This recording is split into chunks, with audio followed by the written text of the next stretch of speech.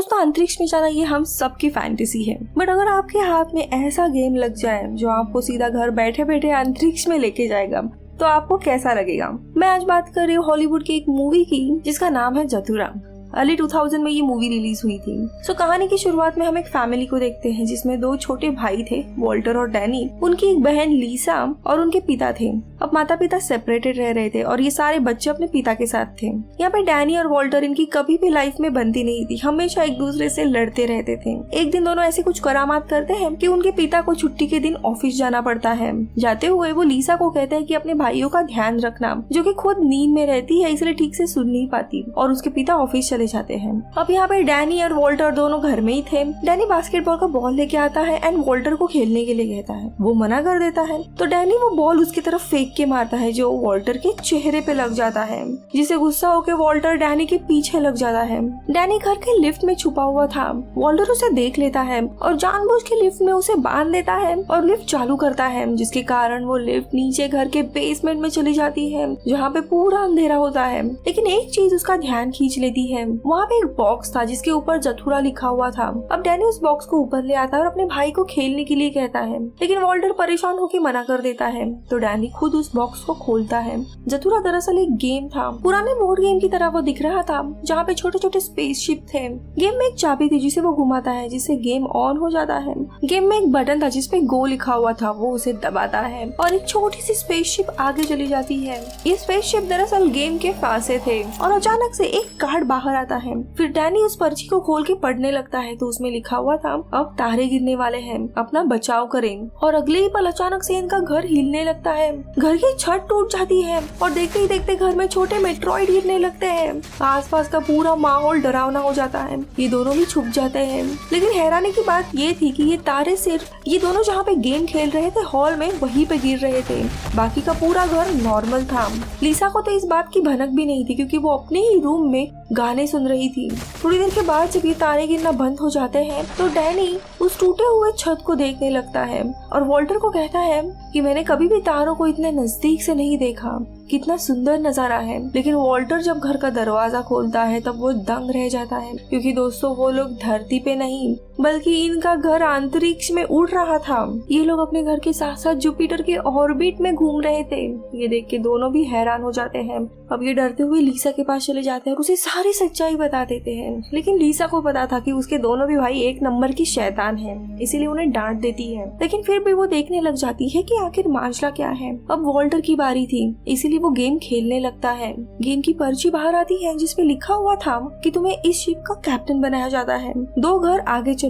उसके बाद उसकी जो छोटी सी स्पेसशिप थी जो फासा था वो 2 घर आगे बढ़ता है और कोई भी अजीब घटना नहीं घटती। अब ये देख के लीसा समझ जाती है कि ये दोनों भी उसे उल्लू बनाने की कोशिश कर रही है, इसीलिए वो अपने रूम का दरवाजा बंद करके अंदर चली जाती है। जो भी उस पर्ची में लिखा हुआ होता था वही चीज घटती थी। अब इसमें सिर्फ लिखा हुआ था 2 घर आगे चलो, तो उनकी छोटी सी स्पेसशिप आगे बढ़ती है। अब वॉल्टर वापस उस लाल बटन को दबाने की कोशिश करता है लेकिन कुछ भी नहीं होता। तो डैनी उसे कहता है कि शायद हमें ये गेम बारी बारी से खेलना होगा, अब मेरी बारी है, मैं ट्राई करता हूँ। और अब डैनी इस गेम को वापस खेलने लग जाता है। जब वो लाल बटन दबाता है तब वापस एक कार्ड आता है जिसपे लिखा हुआ था, your shipmate enters in cryonic sleep chamber for 5 turns, यानी आगे के 5 टर्न्स के लिए अब इस शिप में यानी इस घर में बाकी के जो भी मेंबर्स हैं वो गहरी नींद में जाएंगे, जैसे कि कोई भी एस्ट्रोनॉट चले जाता है अपने लंबे सफर के लिए। यानी दोस्तों ये घर एक स्पेसशिप था, वॉल्टर उसका कैप्टन था एंड डैनी उसके साथ खेल रहा था। इन दोनों के अलावा जितने भी लोग थे वो अभी क्रायोनिक स्लीप में जाने वाले थे,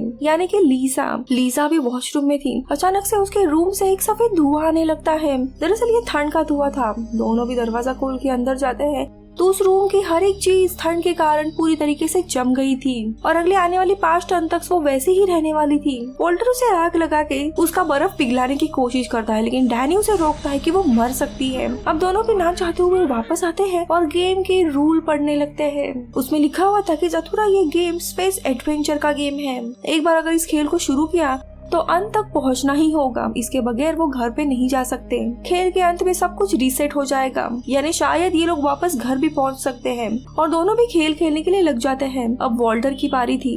जब वो खेलता है तब उसके 8 नंबर आते हैं। उसकी छोटी सी स्पेसशिप आगे बढ़ने के बाद वापस एक कार्ड निकलता है और इसमें लिखा होता है कि योर रोबोट इज डिफेक्टिव। तभी डैनी उससे पूछता है तुम्हारे पास कौन सा रोबोट है, तो वो कहता है कि हाँ एक खिलौने का रोबोट है।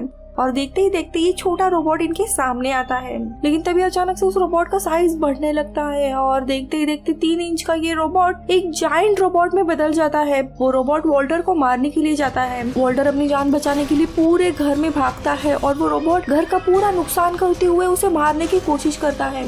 वॉल्टर अपने भाई को कहता है कि अपनी बारी खेलो प्लीज। अब डैनी कैसे तैसे अपनी बारी खेलता है। उसका छोटा सा शिप आगे बढ़ता है और वहाँ से वापस एक कार्ड आता है। उस कार्ड को लेके वॉल्टर वहाँ से भाग जाता है रोबोट से बचने के लिए। लेकिन देखते ही देखते इनका ये गेम और घर का सारा सामान एक तरफ नीचे गिरने लगता है। वो रोबोट भी नीचे गिरने लगता है। इनकी बहन लीसा जो बर्फ का एक पुतला बन गई थी वो भी धीरे धीरे नीचे आने लगती है। तभी जाके वॉल्टर उसे पढ़ता है। तभी कार्ड पे लिखा हुआ था you are too close to Saurus 3 enter gravity field, यानी ये सॉरस 3 के बहुत ही नजदीक जा रहे थे और देखते ही देखते ये उसके ग्रेविटी में समाने वाले थे।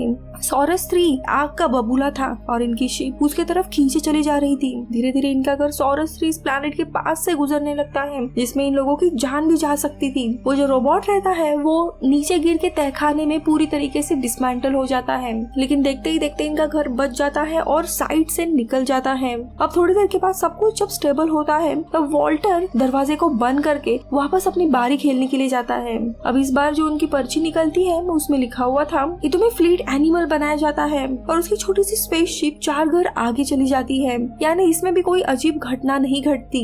अब छोटे भाई डैनी की बारी थी, लेकिन डैनी को इस गेम को खेलना नहीं था क्योंकि ये खतरे से खाली नहीं था। वॉल्टर उसे डांटने लगता है कि तुम्हारे कारण ये सब कुछ हो रहा है, लेकिन तभी डैनी उसे कहता है कि मैं तुम्हारा छोटा भाई हूँ, मैं बस यही चाहता था कि तुम मुझसे छोटे भाई की तरह खेलो।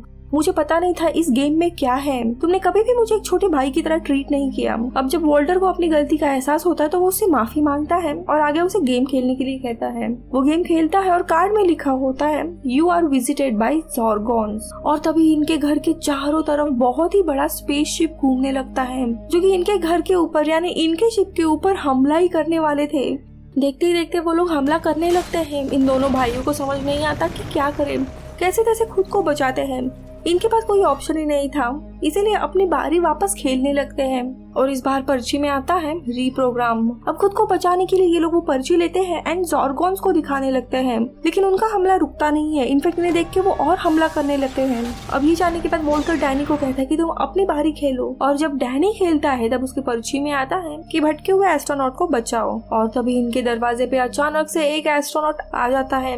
ये दोनों भी दरवाजे के पास सहमे हुए बैठे होते हैं। एस्ट्रोनॉट पूछता है कि तुम में से किसने मुझे बुलाया है। वॉल्टर अपने भाई की तरफ इशारा करते हुए कहता है इसने। तो एस्ट्रोनॉट उसे समझाता है कि कभी भी अपने भाई का नाम ऐसे मत लो, वो तुम्हारा छोटा भाई है। और आगे उसे कहता है कि घर की सारी लाइट्स बंद कर दो, तुम्हारे घर में जितने भी सारी चीजें हैं वो उन्हें अट्रैक्ट कर रही है। फिर इसके बाद ये लोग घर की सारी लाइट्स, फैन सब कुछ बंद कर देते हैं। इसके बाद वो एस्ट्रोनॉट घर में जो सोफा था उसे आग लगा देता है और उसे अंतरिक्ष की गहराइयों में नीचे छोड़ देता है। वो ज़ॉर्गॉन्स जो एलियन का शिप था वो भी उसके पीछे पीछे चले जाते हैं। अब वो एलियंस वहाँ से निकलने के बाद अब आगे हम देखते हैं वो एस्ट्रोनॉट इनके घर का सारा खाना खाने लगता है, क्योंकि उसे असली खाना खाए काफी साल हो गए थे। वो अंतरिक्ष में ही घूम रहा था, इसीलिए जो भी खाना घर में पड़ा था वो खाने लगता है, जिसे देख के वॉल्टर को गुस्सा आता है और वो उसे यहाँ से चले जाने के लिए कहता है। एस्ट्रोनॉट कहता है कि मैं यहाँ तुम्हारे बुलाने पे नहीं आया था, बल्कि तुम्हारे भाई के बुलाने पे आया हूँ। अगर वो कहता है कि मैं यहाँ से चला जाऊँ तो मैं चला जाऊंगा, लेकिन डैनी उसे वहाँ पे ही रुकने के लिए कहता है क्योंकि एस्ट्रोनॉट ने उनकी जान बचाई थी। लेकिन इस बात से वॉल्टर जरा भी खुश नहीं होता।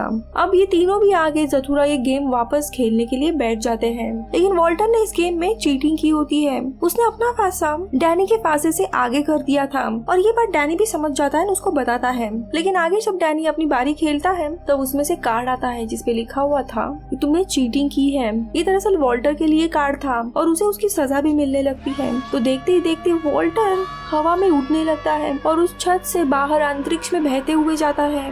काफी वो चीखने लगता है कि प्लीज मुझे बचाओ, लेकिन तभी थोड़ी देर के बाद वो एस्ट्रोनॉट अपना सूट पहनकर उसे वापस घर में लेके आता है।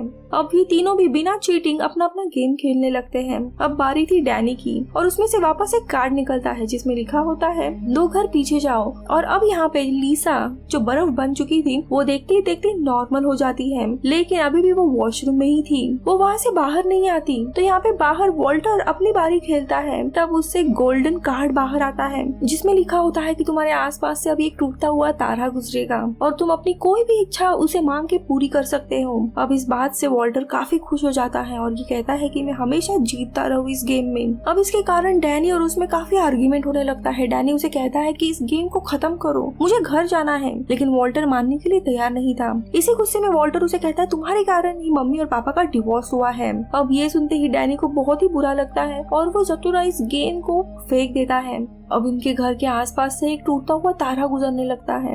जब वॉल्टर अपनी विश मांगने के लिए खड़ा होता है तब एस्ट्रोनॉट पीछे से चिल्लाने लगता है और उसे कहता है तुमने जो सोचा है वो प्लीज मत मांगना, कभी भी गुस्से में हमें विश नहीं मांगनी चाहिए। अब इनके आगे से वो तारा गुजर जाता है। एस्ट्रोनॉट फिर उसे पूछता है कि तुमने क्या मांगा, लेकिन वो उसे बताता नहीं है। अब एस्ट्रोनॉट को अगला खेल खेलना था, इसीलिए वो डैनी को ढूंढने के लिए जाता है, लेकिन डैनी कहीं पे भी नहीं मिलता। अब वॉल्टर भी उसके पीछे पीछे आने लगता है और बोलता है कि स्टार ने कमाल ही कर दिया। अब एस्ट्रोनॉट को डर लगने लगता है कि इसने अपने छोटे भाई को तो गायब नहीं किया, इसीलिए गुस्से में वो पूछता है कि तुमने क्या मांगा, क्या तुम हमेशा के लिए यही चाहते हो कि अंतरिक्ष में ही फंसे रहो, तुम्हें अपने छोटे भाई का भी ख्याल नहीं है, तुम बस अपने बारे में ही सोच रहे हो। लेकिन तभी अचानक से बेड के नीचे छुपा हुआ डैनी बाहर निकलता है। ये देख के एस्ट्रोनॉट चौंक जाता है और वो वापस वॉल्टर की तरफ मुड़ के पूछता है कि तुमने आखिरकार मांगा क्या है। तो वो कहता है कि मैंने फुटबॉल मांगा है जिसमें मेरे फेवरेट प्लेयर का ऑटोग्राफ हो।